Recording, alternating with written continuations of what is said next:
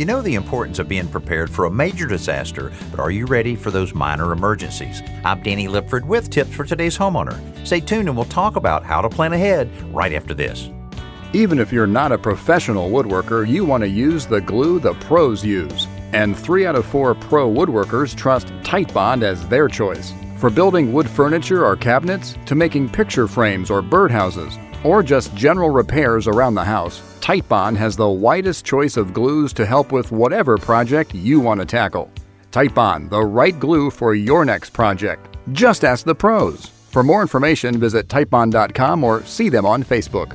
It's important to prepare for little disasters too, so don't wait until a pipe bursts to start looking for a plumber or wait until the power's out to find an electrician.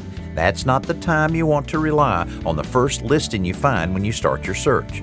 That's what the guys who charge big bucks for immediate service count on. You're in a jam and they know it. Instead, plan ahead. Ask neighbors and friends who they use and why they like them, then start an emergency phone list by category. The good guys are always the busiest, so have them do a small repair first in a non-emergency situation. Then when big problems occur, you'll have someone you know and trust, someone who knows you too. I'm Danny Lipford with tips for today's homeowner.